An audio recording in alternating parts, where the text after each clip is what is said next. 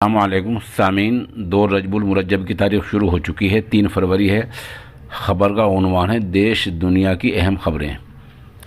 تیل کمپنیوں کو سرکار یہ نہیں بتاتی کہ تیل کی قیمت بڑھاؤ یا گھٹاؤ، ایسا ملک کے متعلقہ وزیر نے بیان دیا ہے۔ سوال یہ ہے، جب آپ ان کمپنیوں کو آدیش نہیں دے سکتے تو آپ حکومت کس پر کر رہے ہیں؟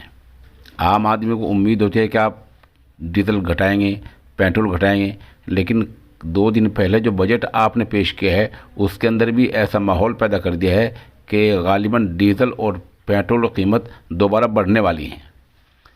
یو پی کے وزیر اعلیٰ یوگی آدتیہ ناتھ نے اب چناؤ کے دوران سب کا ساتھ سب کا وکاس نعرہ چھوڑ کر تمنچا وادی، گرمی اور ٹھنڈک کو موضوع بنا لیا ہے۔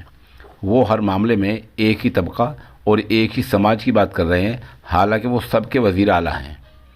وزیر داخلہ امت شاہ نے یو پی کے لونی میں آج کہا کہ یہ جو چناؤ ہو رہے ہیں یہ اتر پردیش کو ترقی یافتہ وکست ریاست بنانے کے لیے ہو رہے ہیں، تو کیا پچھلا چناؤ اس کام کے لیے نہیں تھا؟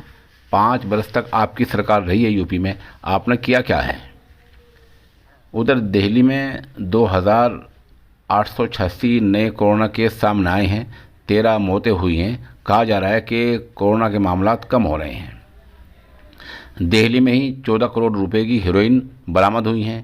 اس میں 3 خواتین گرفتار ہوئی ہیں۔ ان کی پہچان شیوانی، پریتی اور کرن کے طور پر ہوئی ہے۔ جموں کشمیر کے کشتواڑ علاقے میں ایک بس گہری کھائی میں گری ہے، جس سے لطیف، رحمان، عرفان، غلام حسن وغیرہ کا انتقال ہو گیا ہے۔ یہ سب کے سب جاں بحق ہو گئے ہیں۔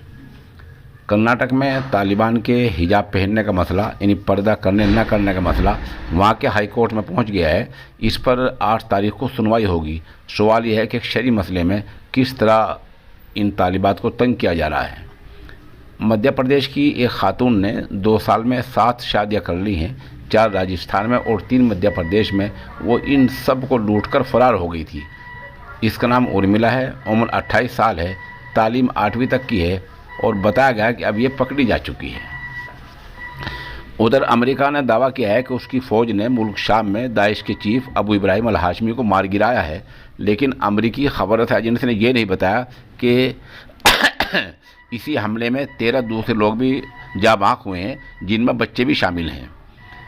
بلوچستان میں ہوئے حملے میں 7 فوجی اور 15 حملہ آور مارے گئے ہیں۔